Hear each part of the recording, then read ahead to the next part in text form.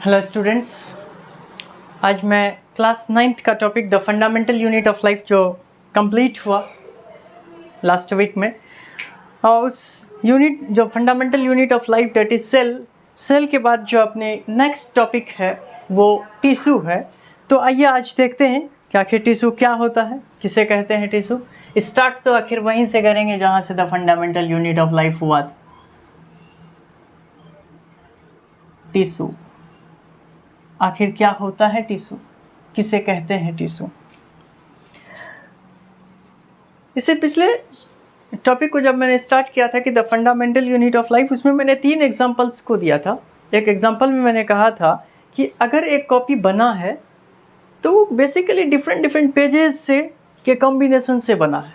एक कॉपी बनाने के लिए एक अलग अलग पेज जो है वो कंबाइन हुआ और कंबाइन होने के बाद पेज बना, और वो पेज एक पर्टिकुलर फंक्शन परफॉर्म कर रही थी।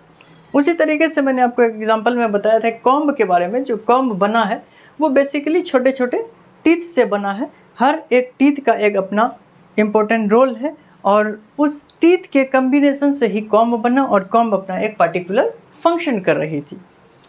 और थर्ड एक एग्जांपल मैंने आपको लिया था। ये मैं 3 अलग अलग इसलिए ले रहा हूँ कि एटलीस्ट आप इनमें से कोई एक तो रिलेट कर ही लेंगे।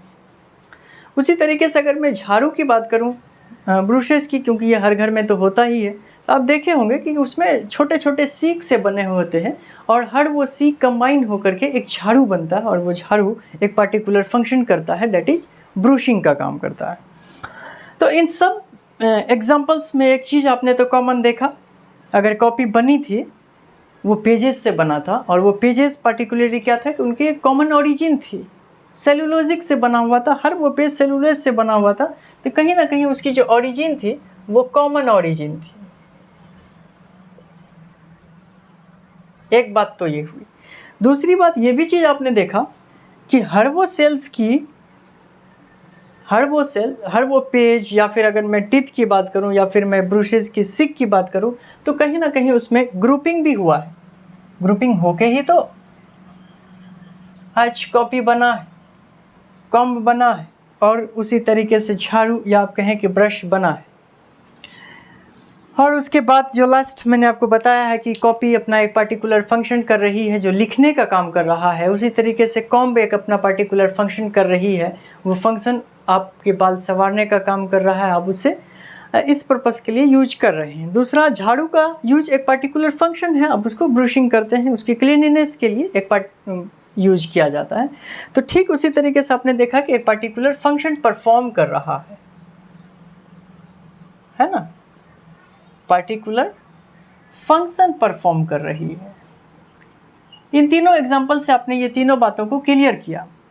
और मैंने जैसा कि कहा था कि जो हमारी बॉडी बनी हुई है, हमारी का मतलब लिविंग ऑर्गेनिज्म से। आप बिल्कुल ऐसा ना सोचें कि सर सिर्फ आप अपनी ही बात क्यों कर रहे हैं, हम तो प्लांट्स की भी बात करेंगे, हम तो अमीबा की बात करेंगे, या फिर जितने भी ऑर्गेनिजम्स हैं लिविंग ऑर्गेनिज्म, मैं उन सारे की बात कर रहा हूँ। वो जो सारे ऑर्गेनिज्म बने हुए हैं सेल से बने हुए, तो सेल की भी कहीं ना कहीं ग्रुपिंग हुई होगी, है ना।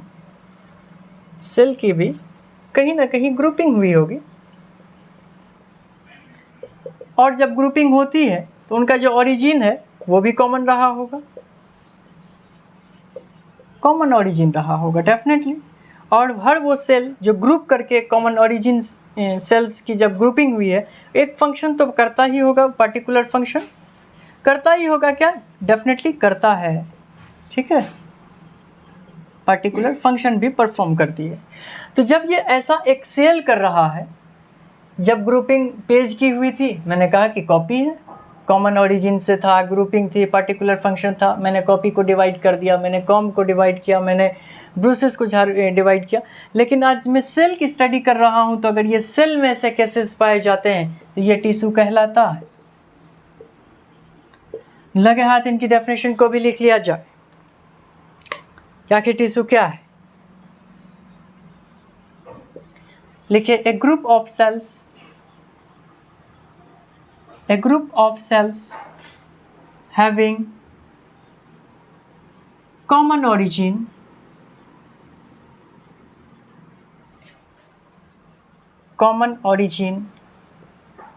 and perform a particular function a particular function is called tissue। मैं समझता हूँ यहाँ तक आपको ये बातें समझ में आ गई होगी कि आखिर टिश्यू क्या होता है। टिश्यू बेसिकली सेल की एक ग्रुपिंग है जिनकी ओरिजिन कॉमन है और परफॉर्म करती है एक पार्टिकुलर फंक्शन को लेकर के। हर वो सेल की जब भी ग्रुपिंग होगी तो वो एक अपने आप में एक फंक्शन करेगा। अभी स्टडी करेंगे इसको डिटेल में कि किस तरीके से ये पार्टिकुलर फंक्शन को परफॉर्म करती है। वैसे एक बात है बेटा कि अगर मैंने ग्रुपिंग बोला है, कहीं ना कहीं मैं यूनिसेलुलर से मल्टीसेलुलर ऑर्गेनिजम्स की तरफ जा रहा, क्योंकि यहाँ पर एक सेल की बात नहीं हो रही है, यहाँ पे ग्रुपिंग भी है, मैनी सेल्स की बात है। तो ये इस बात को इंडिकेट करता है कि हम मल्टीसेलुलर ऑर्गेनिजम्स की स्टडी करने के लिए जा रहे हैं। तो आपको पता है हमारे इस अर्थ पे जो मल्टीसेलुलर ऑर्गेनिजम्स हैं, मल्टीसेलुलर ऑर्गेनिजम्स की स्टडी करेंगे। इस वजह से टिश्यू में आप उनकी ही डिस्कस करेंगे जो मल्टीसेलुलर हैं। मल्टीसेलुलर बेसिकली 3 किंगडम ऐसे हैं जो मल्टीसेलुलर में कंसिडर किया जाता है। एक तो फंजाई है,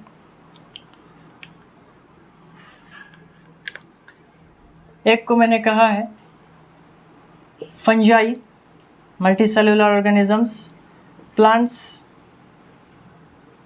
और फिर एनिमालिया।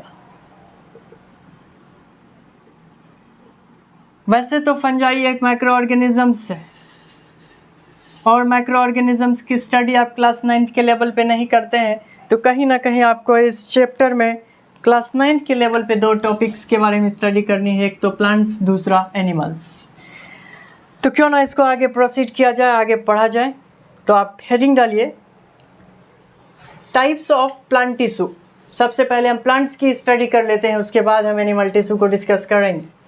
वैसे तो करने के लिए कुछ भी पहले कर सकते थे, लेकिन एनसीईआरटी जब पहले प्लांट का चर्चा करती तो फिर क्यों ना हम भी प्लांट्स की ही चर्चा करें।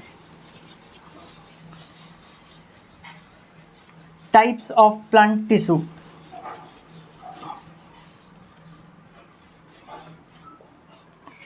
हेडिंग डालिए।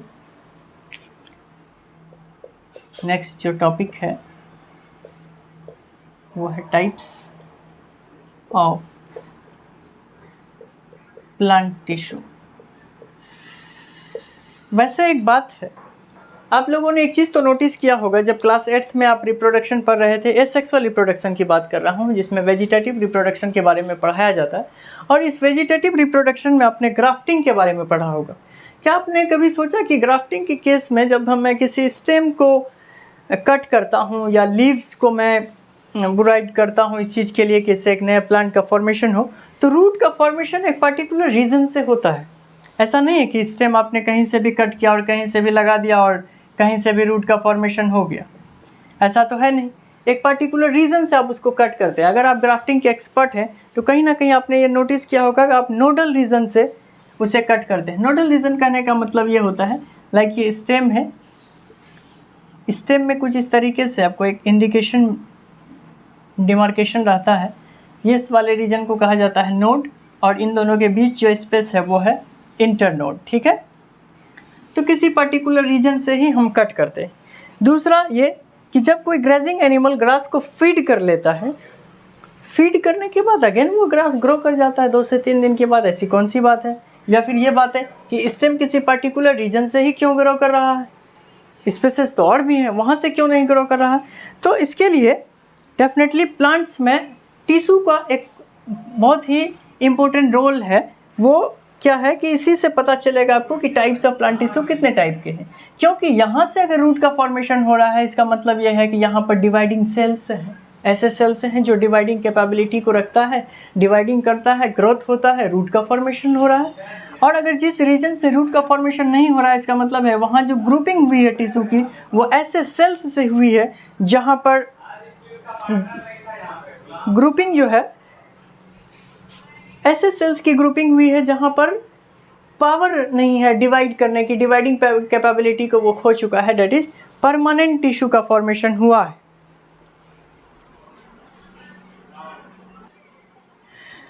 तो यहीं से 2 टाइप का टिश्यू बेसिकली फंक्शन कर, दो टाइप के प्लांट टिश्यू पाए जाते हैं। एक तो आप कह सकते हैं कि मेरिस्टेमेटिक टिश्यू, मेरिस्टेमेटिक टिश्यू, और दूसरा जहाँ से डिवाइड नहीं हो पाया था, इस स्टेम से रूट का फॉर्मेशन नहीं हो पाया, वैसे टिश्यू जो है वो ऐसे सेल्स की ग्रुपिंग हुई जो डिवाइडिंग कैपेबिलिटी को नहीं रखता है, डेट इज वो परमानेंट टिश्यू कहलाता, परमानेंट टिश्यू कहलाता है। वैसे तो अभी हमारा मुद्दा मेरिस्टेमेटिक टिश्यू पर ही होगा, परमानेंट टिश्यू अगले क्लास में। आखिर क्या होता है परमानेंट टिश्यू और मेरिस्टेमेटिक टिश्यू। वैसे एक दिन की बात है बेटा, एक प्लांट में दो सेल्स के बीच में गजब का झगड़ा इस बात का कि जिस प्लांट की तो उसी प्लांट की मैं तू डिवाइड कर सकती है और मैं क्यों नहीं। और झगड़ा बेसिकली जेन्युइन था, क्योंकि जिस प्लांट पे वो रह रहा है, आप देख लीजिए इसी प्लांट पे ही है, यहाँ पर है डिवाइडिंग कैपेबिलिटी, यहाँ पर है, यहाँ पे नहीं है। बात झगड़े की तो है बेटा, क्योंकि जिस प्लांट की सेल्स ये वाली है उसी प्लांट की ये वाली है, ये डिवाइड कर सकती है, ये ग्रो कर सकती है, ये क्यों नहीं कर सकती है। इस झगड़े को लेकर के जब मीटिंग हुई और जब फैसला आया तो उससे मुझे मेरिस्टेमेटिक टिश्यू का एक कैरेक्टरिस्टिक्स पता चला। कैरेक्टरिस्टिक्स वो, इस झगड़े का फैसला ये था, डिवाइड वही करेगा जो हाईली एक्टिव होगा, डिवाइड वही करेगा जो हाईली एक्टिव होगा।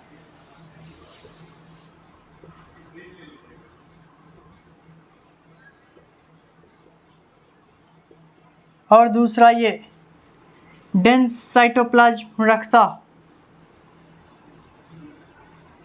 डेंस साइटोप्लाज्म, थिन सेलुलॉजिक वॉल होना चाहिए, थिन सेलुलॉजिक वॉल होना चाहिए। और फोर्थ, प्रोमिनेंट न्यूक्लियस होना चाहिए। प्रोमिनेंट का मतलब well developed nucleus, prominent nucleus होना चाहिए। तो इस झगड़े का फैसला जो है वो इस रूप में हुआ कि वही सा सेल्स, वो सेल्स जो हाईली एक्टिव, डेंस साइटोप्लाज्म रखता, थिन सेलुलॉजिक वॉल, प्रोमिनेंट न्यूक्लियस, अगर है ये प्रॉपर्टी कर ले डिवाइड हो जाए मेरिस्टेम। अगर नहीं है ये कैपेबिलिटी, लॉस्ट है ये डिवाइडिंग कैपेबिलिटी, और ऐसे टिश्यू को परमानेंट टिश्यू कहा जाता है। और अगर मेरिस्टेमेटिक टिश्यू है तो ये चार प्रॉपर्टी होंगे। तो क्यों ना लगे हाथ, मेरिस्टेमेटिक टिश्यू की भी डेफिनेशन को लिख लिया जाए।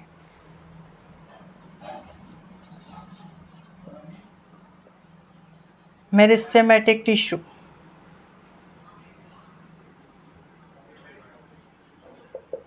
लिखिए दोज टिश्यू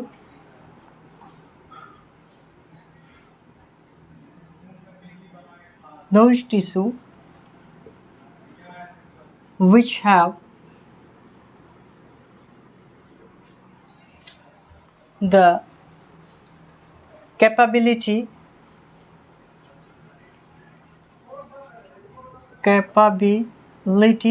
to divide। सीधी बात, वैसे टिश्यू जिसके पास है पावर डिवाइडिंग करने की, है कैपेबिलिटी डिवाइड करने की, वैसा टिश्यू मेरिस्टेमेटिक कहलाता है। परमानेंट के बारे में बाद में लिखाऊंगा कि वैसे टिश्यू हैं जो लॉस्ट कर गए हैं डिवाइडिंग कैपेबिलिटी को। आज अगर ये परमानेंट टिश्यू चाहता है कि मैं भी डिवाइड करूं, मैं भी मेरिस्टेम बनूं, तो ये प्रॉपर्टी जिस दिन अपना लेगा उस दिन मेरिस्टेमेटिक हो जाएगा। आज तो ये परमानेंट ही है। लगे हाथ, टाइप्स ऑफ मेरिस्टेमेटिक टिश्यू को भी स्टडी कर लिया जाए। आपने देखा कि मेरिस्टेमेटिक टिश्यू है, वैसे तो मेरिस्टेमेटिक टिश्यू को ओरिजिन के बिहाफ पे भी डिवाइड करते हैं और लोकेशन के बिहाफ पे ही, लेकिन आपके सिलेबस में सिर्फ और सिर्फ लोकेशन के बेसिस पर डिवाइड किया है, तो मैं भी उसी बेसिस पर ही मेरिस्टेमेटिक टिश्यू को डिवाइड करूँगा। अगला जो टॉपिक आ रहा है सामने वो है types of meristematic tissue.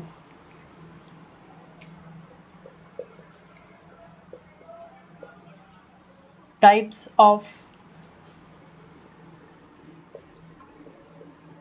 meristematic tissue on the basis of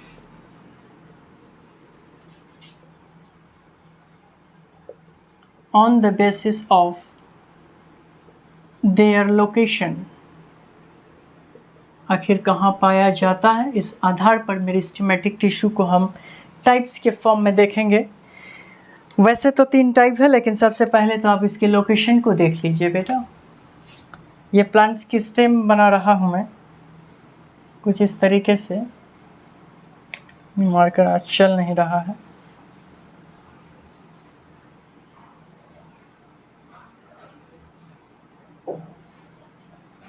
ठीक है, ये कुछ इस तरीके से आपने प्लांट के रीजन को देखा।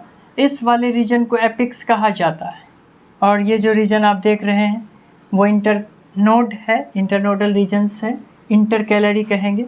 और कुछ जो ये बेस वाली रीजन आप देख रहे हैं इसे लेटरल रीजन कहा जाता है। ये लेटरल रीजन, ये इंटरकैलरी रीजन, ये एपिकल रीजन, 3 रीजन है। और अगर इस रीजन पे है मेरिस्टेमेटिक टिश्यू तो कहलाएगा एपिकल मेरिस्टेम है। और अगर इंटरकैलरी रीजन पर मेरिस्टेमेटिक टिश्यू है बेसिकली, तो इसे इंटरकैलरी मेरिस्टेम कहा जाता है। और अगर है लेटरल की जगह पे मेरिस्टेम, लेटरल की जगह पे मेरिस्टेम मतलब लेटरल रीजन पर मेरिस्टेम प्रेजेंट, लेटरल मेरिस्टेम कहलाएगा। फंक्शन भी सबकी मैं बताने जा रहा हूँ अभी, ध्यान से देखिए। ये तो एपिक्स रीजन है और ये इंटरकैलरी रीजन है और ये लेटरल रीजन है।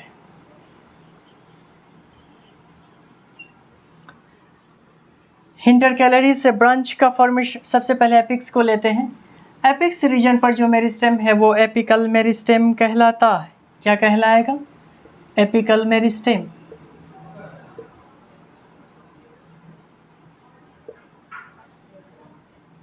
और जो इंटरकैलरी रीजन पर मेरिस्टेम आप देख रहे हैं वो इंटरकैलरी मेरिस्टेम कहलाता है।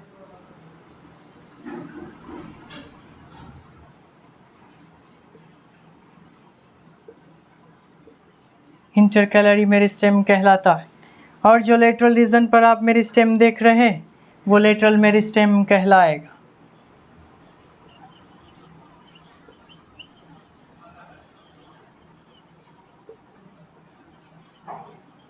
लेटरल मेरिस्टेम कहलाता है। तो इस तरीके से आपने देखा लोकेशन के बेसिस पर, अगर एपिक्स रीजन पे है तो एपिकल मेरिस्टेम, इंटरकैलरी रीजन पे है तो इंटरकैलरी मेरिस्टेम, और लेटरल रीजन पर है तो लेटरल मेरिस्टेम।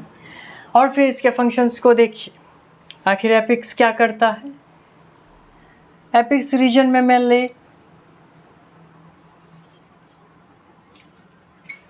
एक तो शूट का इलोंगेशन, शूट इलोंगेट करता है, दूसरा रूट में इलोंगेशन,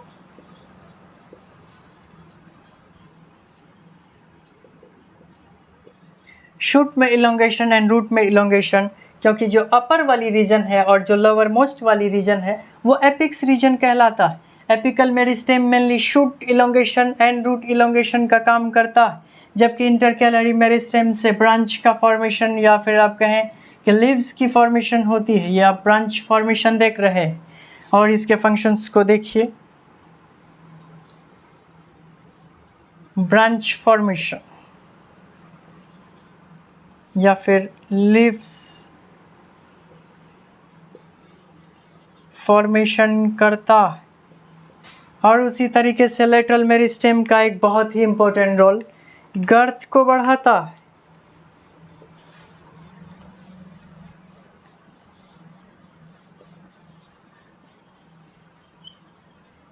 इंक्रीज इन गर्थ। ये तो फंक्शन था, ये मेरिस्टेम और ये रीजन। अब आप ध्यान से सुनिए कि मैं क्या कह गया।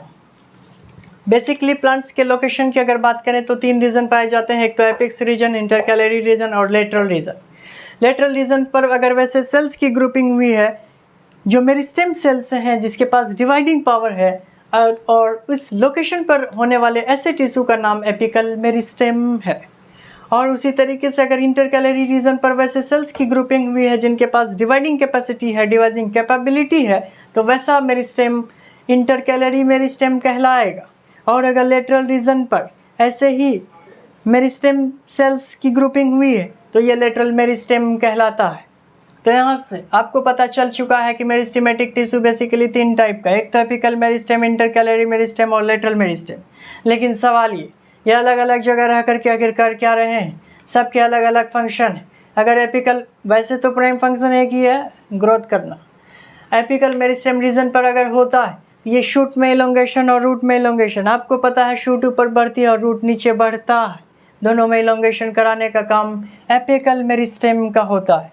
और बीच बीच से जब ट्री या प्लांट्स की अगर बात करें, इनकी अगर हाइट में इंक्रीमेंट होती है तो बीच बीच से ब्रांचेस का भी फॉर्मेशन होता है, ब्रांचेस प्रोड्यूस होते हैं और वो ब्रांचेस जहाँ से निकलता है वो इंटरकैलरी रीजन्स हैं और इस रीजन्स पे होने वाले मेरिस्टेमेटिक टिश्यू इंटरकैलरी मेरिस्टेम कहलाता है और इसका काम ब्रांच या फिर लीव्स का फॉर्मेशन करता है। आप तो जानते हैं ना, प्लांट्स अपने हाइट को बढ़ा ली, ब्रांचेस आ गए, लेकिन इनको एक मैकेनिकल सपोर्ट चाहिए और उस सपोर्ट के लिए प्लांट्स का गर्थ में इंक्रीमेंट होना ज़रूरी है। और जब गर्थ के इंक्रीमेंट की बात आती है, साथ देता है लेटरल मेरिस्टेम और बढ़ चढ़ कर हिस्सा लेता है, इंक्रीज़ करता है गर्थ को। तभी आप देखते हैं कि एक छोटे से प्लांट 10 से 15 साल में वो एक बड़ा सा पेड़ बन जाता है। जो पेड़ बन रहा है वो पेड़ बनाने का काम, मतलब जो उसकी आप सरकमफेरेंस देख रहे हैं, जो उनका गर्थ देख रहे हैं, वो बढ़ाने का काम बेसिकली लेटरल मेरिस्टेम का होता है। आज के टॉपिक में आपने पढ़ा कि टिश्यू क्या होता है, नंबर 1। नंबर 2, फिर आपको टिश्यू से मैं लेकर के गया मल्टी सेलुलर ऑर्गेनिजम्स की तरफ, उसमें से फंजाई, प्लांटियन, एनिमालिया की बात हुई।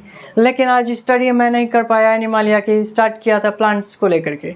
टाइप्स ऑफ प्लांट टिश्यू में जैसे ही आए वहाँ पर 2 बातें हुई, एक तो मेरिस्टेमेटिक टिश्यू, दूसरा परमानेंट टिश्यू।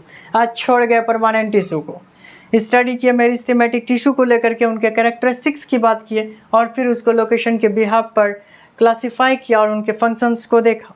लेकिन अब क्या होता है परमानेंट टिश्यू, किसे कहते हैं परमानेंट टिश्यू, जानने के लिए देखते रहिए चैनल यही समय बदल सकता है। अगले एपिसोड में देखेंगे। आज के लिए इतना ही, थैंक यू।